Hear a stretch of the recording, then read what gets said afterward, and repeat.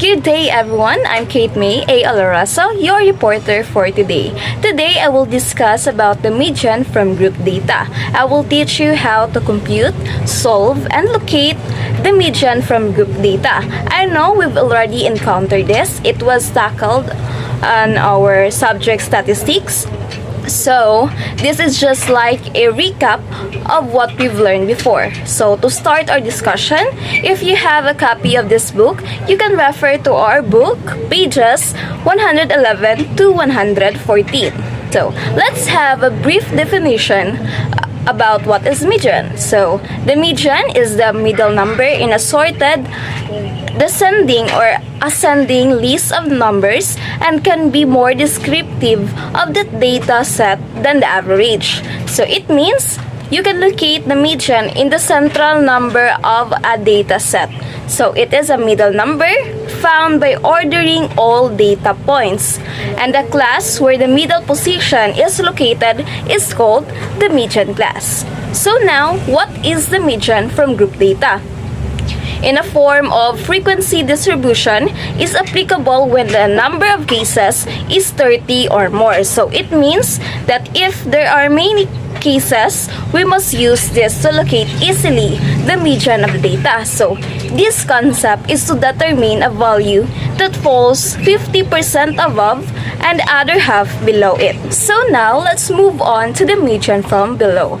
I will teach you step by step on how to compute the median. So as you can see in the table, we have the real limits and frequency. So to get the median, we need to compute first the cumulative frequency lesser than. So to get the cumulative frequency lesser than, we will start below. So we will begin to the last class or the lower class limit. So the frequency of the last class is 2, right? So we will copy it and write it on the column of the cumulative frequency lesser than. After that, to get the second cumulative frequency, we will add the first computation in the cumulative frequency lesser than, which is 2, and add it to the number above the last frequency, which is 3. So, adding 2 and 3 is the sum of 5. After that, you will write it on above the first cumulative frequency lesser than. So, to get all the cumulative frequency, you just need to repeat the steps. You need to add the cumulative frequency lesser than and the frequency. So for the third cumulative frequency, you need to add 5 plus 3, which is the sum is 8. Next is 8 plus 4 equals to 12. Then 12 plus 6, which is the sum is 18. Then the sum of 18 plus 9 is 27. Then adding the numbers, 27 plus 6 is 33. Next is 33 plus 5 is 38. Then 38 plus 4 equals to 42. Then 42 adding 5 is 47. Lastly, 47 plus 3 is equals to 50. So now we've already computed all the cumulative frequency lesser than. Now that we have our cumulative frequency lesser than, let's locate the median class. So which one here in our classes that we will consider as the median class? So to get the median class, let's add all our frequency to get the value of n. So this is the total number of our cases. So we have 3 plus 5 plus 4 plus 5 plus 6 plus 9 plus 6 plus 4 plus 3 plus 3 plus 2. So this is equal to 50. So if you don't want to compute, it is just the same number of the highest cumulative frequency, which is also 50. Then, to get the median class, what we will gonna do is compute.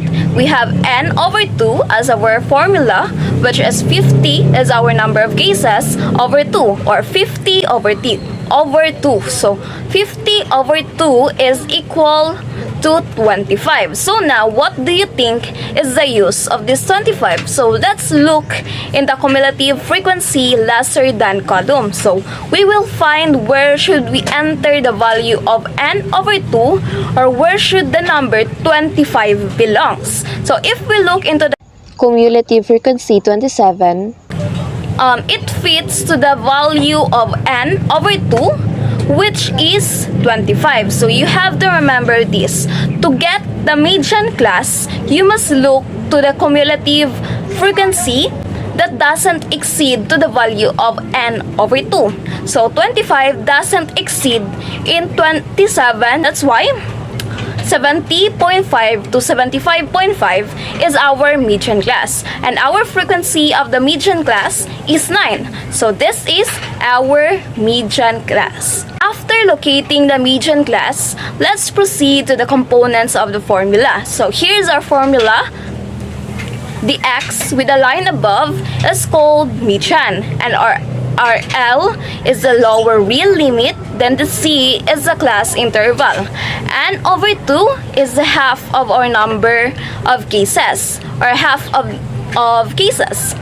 Then the CF lesser than, it is the sum of the cumulative frequency lesser than up to but below the median class, and our FC is the frequency of the median class. So here's our formula. Median equals to L plus C times n over 2 CF lesser than below over FC. Now let's go back to our table.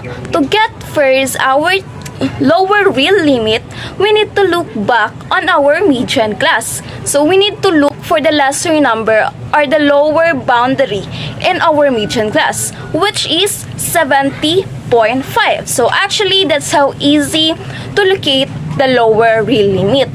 So our lower real limit is 70.5. So now we have accumulated the value of L. Let's move on to the class interval. So we will look in the real limits of the table. To get the class interval, we just need to find the difference of 95.5 to minus 100.5, or 100.5 minus 95.5. So it is equals to 5. So our class interval is 5. Remember that every classes must have the same class interval. Our n over 2, which is 25, so we will just copy it here. And next is the CF lesser than below. To get this, we just need to look below on our median class. So our cumulative frequency lesser than here is 27. Below 27 is 18, right?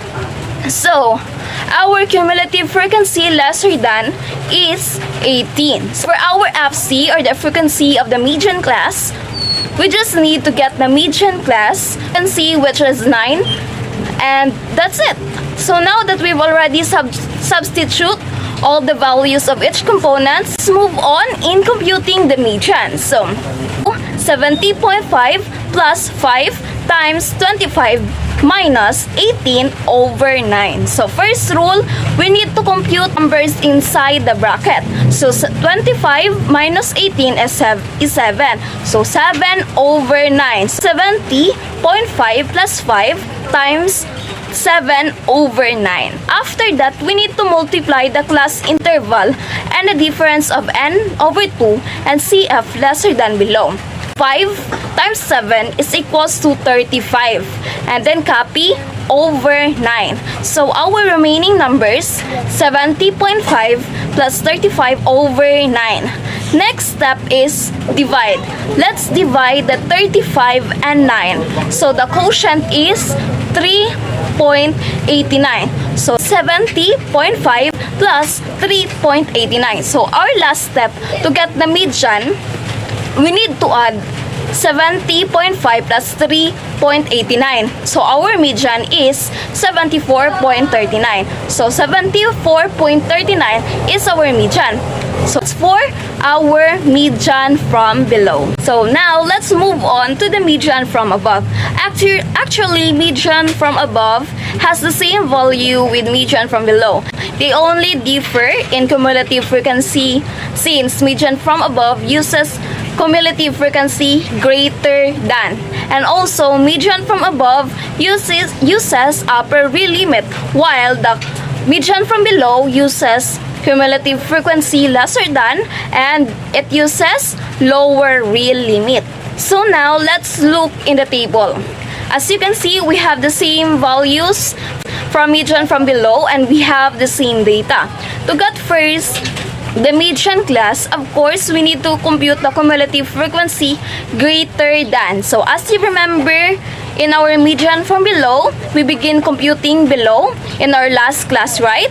In our median from above, we will begin in the first class or the highest class limit.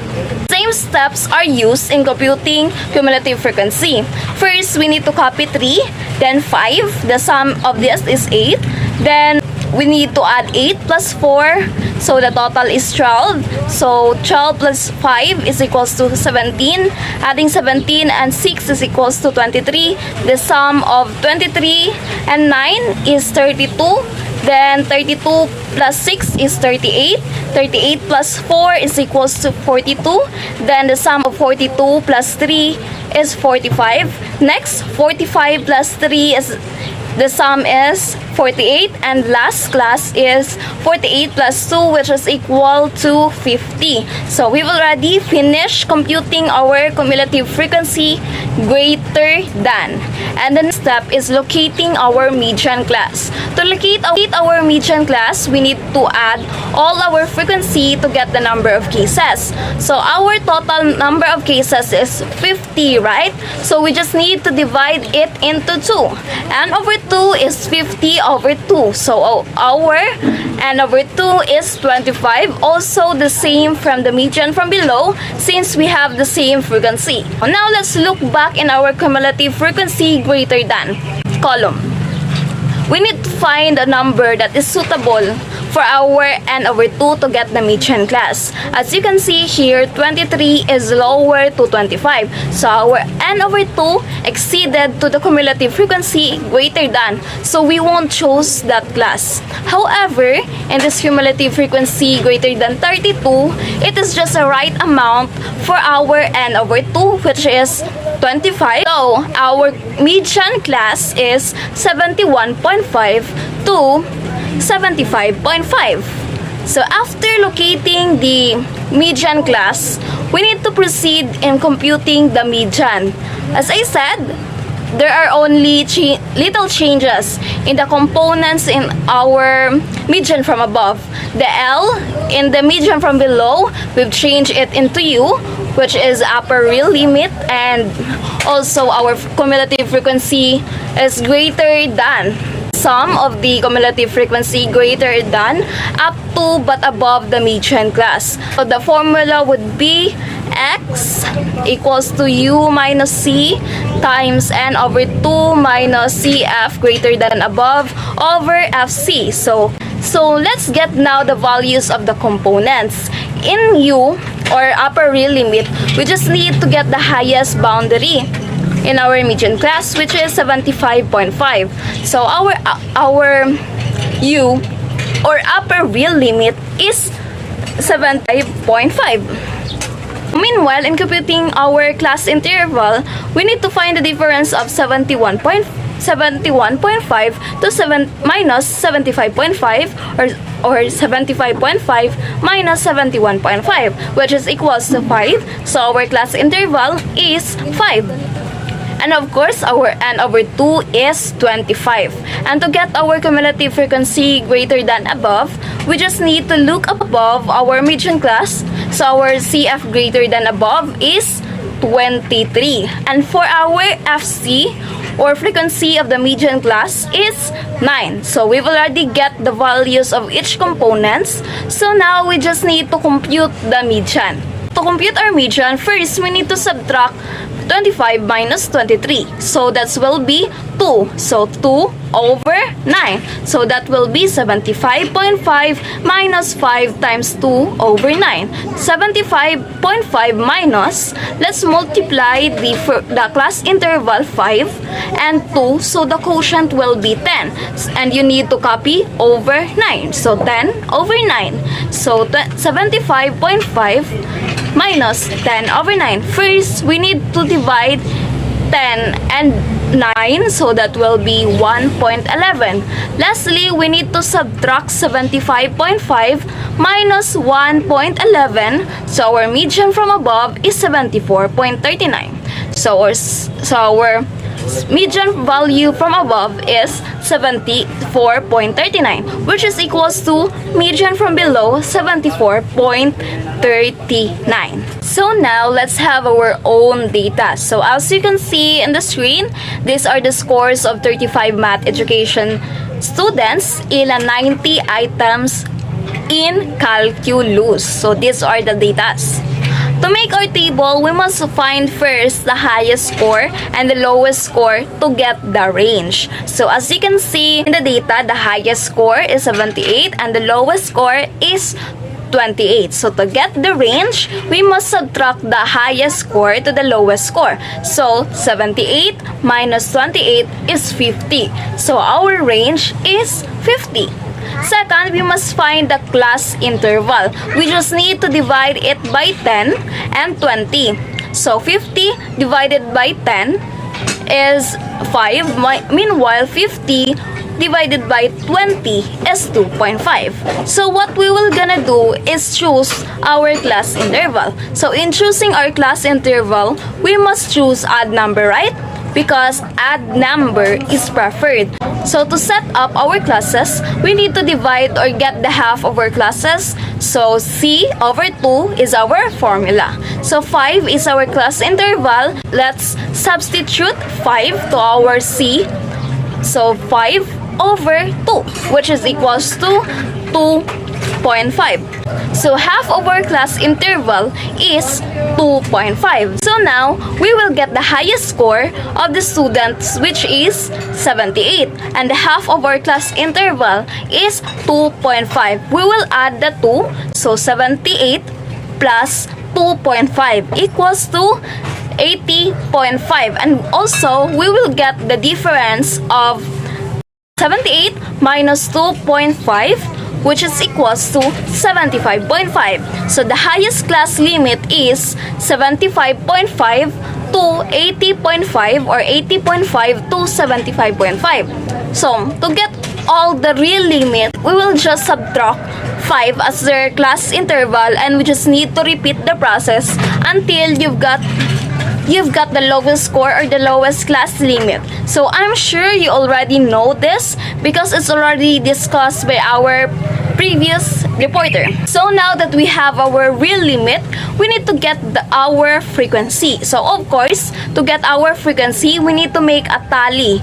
We need to take each score and locate it to the proper class. So here's my tally sheet locating each scores of the students. So first class is we have 4, second 2, third 2 is 5, then 3, 3, 2, 3, and 6, 3. So after counting the tally, we need to put it in the column of the frequency. So but before we proceed, we need to check first if the sum of each classes are equal and also the number of cases. Because if it is unequal, it will affect our computation. So we will need to recheck first before we proceed. So I've just rechecked it already and it is correct. So we didn't need to repeat again the process or the steps. After accumulating all the frequency and real limits, let's go now in computing our median. So first, we will compute the median from below. So I've said earlier, we will begin at the lower class limit or below. So let's copy 3. Then we will add it to 6. So that's 9. And 9 plus 2 is 11. 11 plus 3 is equals to 14. And 14 plus 2 is 16. Then we will add 10 and 3. So that's 19. Then 19 plus 3, that will be 22. 22 plus 5 is equal to 27. Then 27 plus 2 is 29. And 29 plus 2 is equals to 31. Lastly, 31 plus 4 is 35. So now that we have our cumulative frequency lesser than, and we've already completed our table. Let's now proceed in locating our median class. So we need to add all our frequency to get our number of cases. So 4 plus 2 plus 2 plus 5 plus 3 plus 3 plus 2 plus 3 plus 2 plus 6 equals to 35. So our number of cases is 35. So it is just the same as our cumulative frequency lesser than our highest cumulative frequency lesser than. So now that we have our number of cases, we'll get the half of the number of the cases, or half of cases. So we will divide it by 2. So n over 2 is our formula. So 35 over 2. So our quotient will be 17.5. So our half of the number of the cases, or half of the cases, is 17.5, which is our n over 2. After getting the n over 2, we will choose or look for our median class in our table. As you can see on our cumulative frequency lesser than, we have 19, and our half of the number of cases, which is 17.5, belongs or enters to 19 because it doesn't exceed on our n over 2. So our median class would be 50.5 to 55.5, and our frequency of median class is 3. So that's it. We've located our median class. So now, let's proceed in computing our median. First, we will get all the values of the components. So we should ensure first that we will get the correct values of the components so that we can proceed correctly and get the answer correctly. First, we need to get the lower real limit. So we will just find it in our median class. So our median class is 50.5 to 55.5. So our real limit would be 50.5 since it must be the lowest boundary or number. So however, our C, or our class interval is 5 because 80.5 minus 75.5 is equals to 5. And our n over 2 is our half of cases is 17.5. So to get the value of our sum of the cumulative frequency done below, we will look again on our table. As you can see, on our cumulative frequency lesser than, in our median class is 19, and below of this cumulative frequency lesser than is 16. So our sum of cumulative frequency lesser than below is 16. So for our median class, we will just look again on our table, and as you can see, our frequency of the median class is 3. So we've already gathered the values of each components. So now we will proceed on our formula for the median.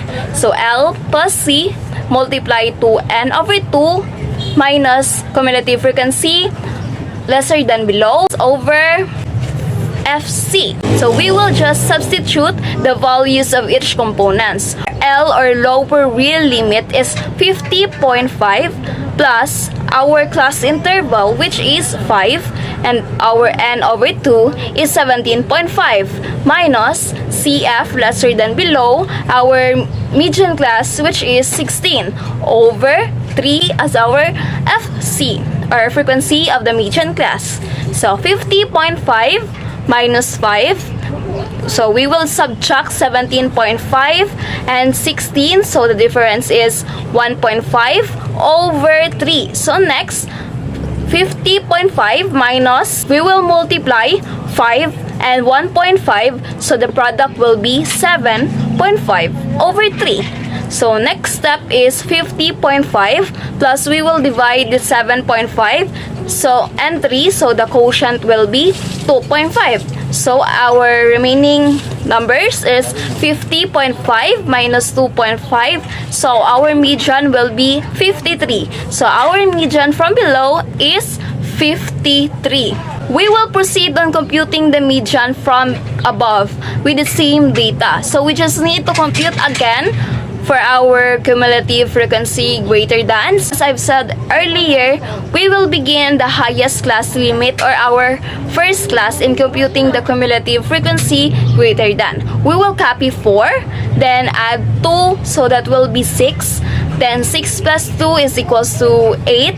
Then the sum of 8 and 5 is equal to 13. 13. 13 plus 3 is equal to 16. And 16 plus 3 is equal to 19. 19 plus 2 is equal to 21. Then we will add 21 and 3, which is equal to 24. Then 24 plus 6 is equal to 26. 26 plus 6 is equal to 32. And lastly, 32 plus 3 is equal to 35. 35 is our highest cumulative frequency. So we finished computing all the cumulative frequency greater than. So next step, we will locate our median class from the table. So we need to add all our frequencies. 4 plus 2 plus 2 plus 5 plus 3 plus 3 plus 2 plus 3 plus 2 plus 6 plus 3. So our number of cases is 35. So we need to get the half of our number of cases. So n over 2 is 35 over 2, which is equals to 17.5. So after that, we will locate our median class. So let's look back on our table. So n over 2 is 17.5. So as you can see in our cumulative frequency greater than column, our n over 2, which is 17.5, enters to our cumulative frequency greater than 19. So our median class will be 50.5 to 55.5. The same from our median from below, and our frequency from median class is 3. So now that we've located our median class, next step is we will find the values of each component. So as I've said earlier, that we've changed lower real limit to U, or upper real limit, and we've changed the cumulative frequency greater than. So this will be our formula in computing our median. So x is equals to u minus c times n over 2 minus cf greater than above over fc. So first, we need to find the values of u, or upper real limit. So let's look back in our table and in our median class. As you can see, the highest boundary in our median class is 55.5. So our upper real limit is 55.5. Our class interval is 5. And of course, our n over 2 is 17.5. And for our cumulative frequency greater than above, is we will look again on our table, is physically on our cumulative frequency greater than column. So as you can see in our median class, the cumulative frequency is 19. So above 19 is 16. So that will be our cumulative frequency greater than above. And lastly, for our FC, or our frequency of median class, which is 3. So next is we will substitute the values of components. So 55.5 minus 5 times 17.5 minus 16 over 3. So 55.5 minus 5 times, we will subtract first the 17.5 minus 16, so that will be 1.5 over 3. So next is 55.5. We will multiply the 5 and 1.5, so that will be 55.5 minus 7.5 over 3. So next is we will divide 7.5 and 3, so the quotient will be 2.5. Last computation, to get the median, we will subtract 55.5 minus 2.5. So the difference is 53. So our median from above is 53, the same as our median from below. Median value obtained from above is 53, which is equal to median from below, which is 53. So that's how we will compute our median from group data. Median from below and median from above. Thank you everyone for watching. I hope you've learned today. Thank you and God bless.